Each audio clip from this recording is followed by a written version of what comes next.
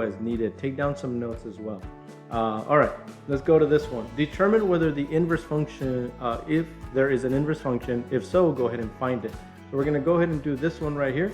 Now I have to try to keep my video within a certain time limit, so we might have to do 2 parts or skip some of these other questions. All right, here we go. So this one is a square root function. This is a square root function that starts at 4 to the right, and then it goes this way.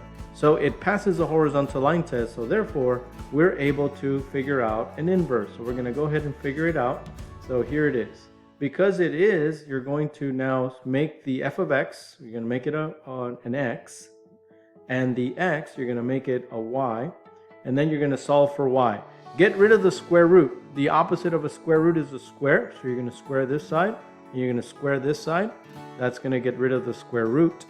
Now add the 4 plus 4 plus 4 on both sides. You're going to have x squared plus 4. And there you go. So it looks like the inverse does exist. So that's going to be my answer. So my answer to the first one is going to be f inverse of x is equal to x squared plus 4. That takes care of the first one. It did have an inverse, so I went ahead and solved for it. All right, moving on. Now again, I'm going to erase this, but remember you can always rewind, replay some of these. All right, I'm going to go with the next one now, the B. So we're doing this guy right here. If you graph that one, you'll see some sort of cubic function that starts 16 units on the bottom, and it's going to go something like that. So once again, it will have an inverse because it passes the horizontal line test. So because it has an inverse, I'm going to go ahead and try to find it. Remember, the g of x is like y, so we're going to make that into an x, and the x, we're going to make it into a y.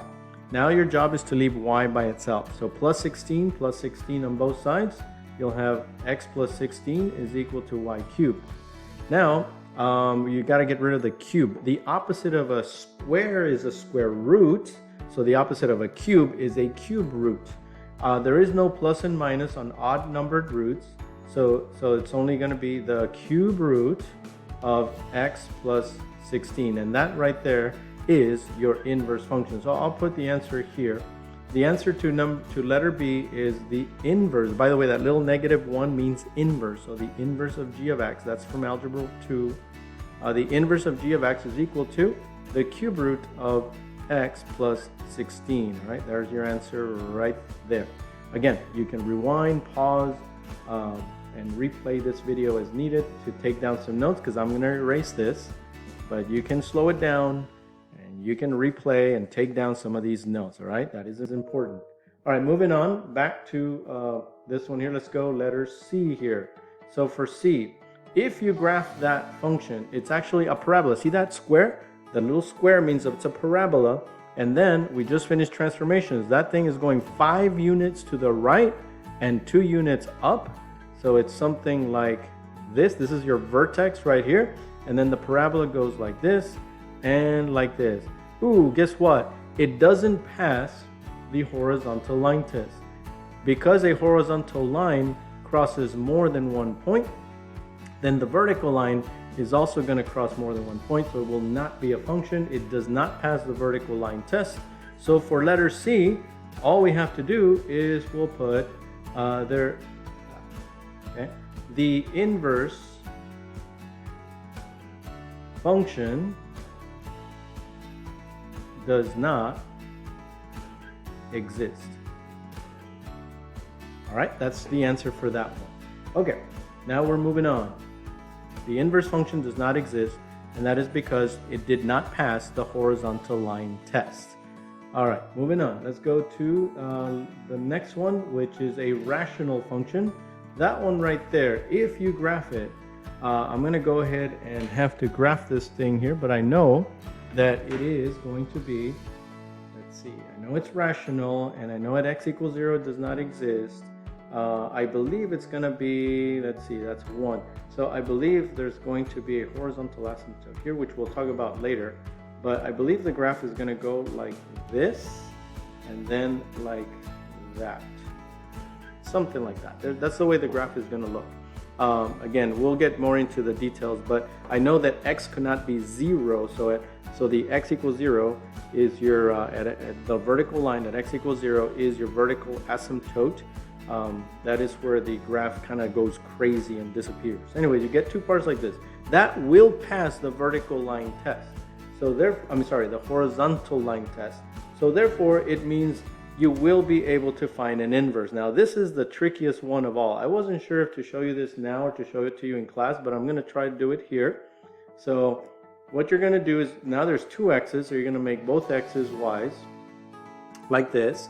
First step in the process is, you know what, I don't want to have a fraction, so I'm going to multiply both sides by y, so that I don't have a fraction here necessarily. Here it is.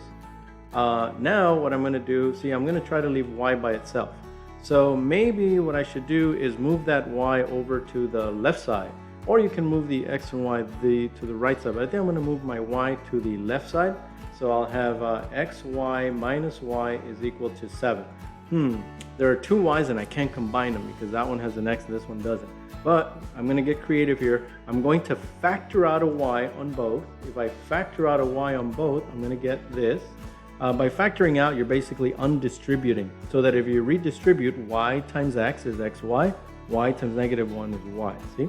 So you factored out a y, and now you can leave y by itself because it's y times x minus 1. You divide both sides by x minus 1, and you get 7 over x minus 1. Looks like my inverse function, so here's the answer for D.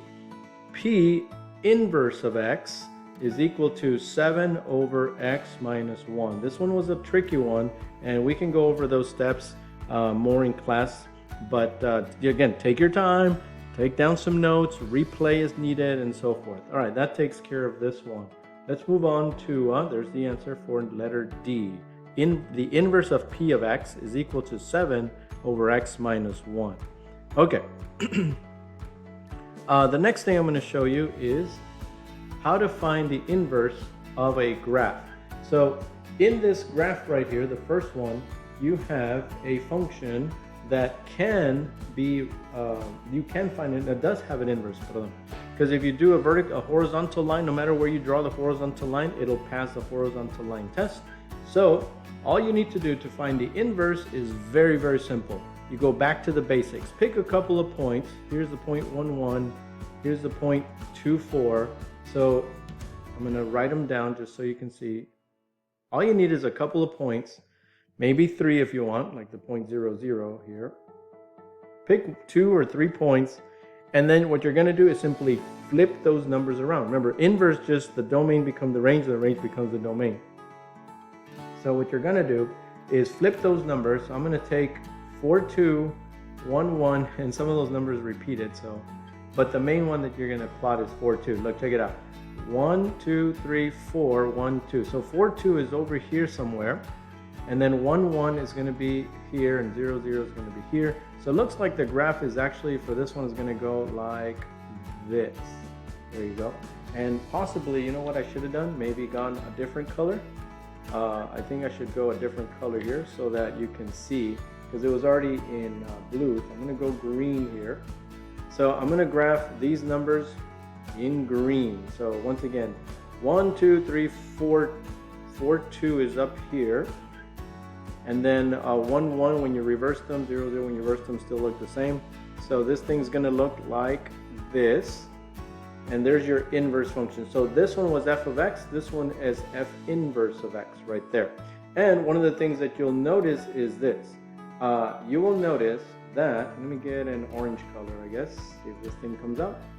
You will notice that one of the properties of inverse function is that the line y equals to x, the line y equals x, which is this line right here, will always split the graphs into a mirror image. It's going to be symmetrical. The function and the inverse will always be split right in half, so that this line right here, whatever is up here, is down here. It's symmetrical to the line y equals x. That is also a concept from Algebra 2. Okay, so now that we know how to do that, let's go ahead and do this next one. We'll pick a couple of points. Here's the point 1, 1. I guess I'll write it here, 1, 1. Let's see, this one over here is the point 4, 2. And, oh, don't tell me it's the same one. All right, let's go with this one here, negative 0, negative 4. You're going to go ahead and now do the reverse of that. So we'll go green. So for the inverse, we're going to flip the numbers.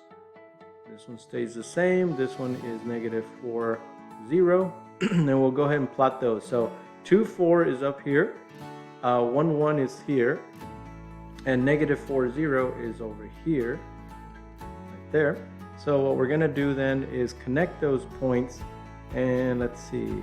Wait, what did I put 1, 1 though? I said, wait a minute, this isn't coming out right.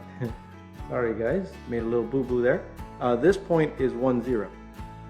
Okay, and then when you flip it over, that's going to be, 0, 1. That's better. So there's no blue, there's a green one right here, 0, 1. Okay, now it's looking, I said, something doesn't jive here. All right, so as you're going, it's going to look like this. Now it's actually, it might not be touching that number, but those are the numbers that appear to be. That's where it appears to be going. And then one of the things that I just shared with you is that the way you can know for a fact that you're doing this right is this line that goes right through here diagonally. The line y equals x. Line y equals x will always be causing a symmetry there so that whatever point is up here will be reflected across that y equals x line. If you have a point here, you're going to reflect it and you'll land right on the other side. So it's an equally balanced graph. It's symmetrical to the line y equals x. All right, that takes care of today's lesson. We'll see you in class, and hopefully you understood it. I'm going to have to put this into 2 different videos. All right, guys, bye-bye. We'll see you in class.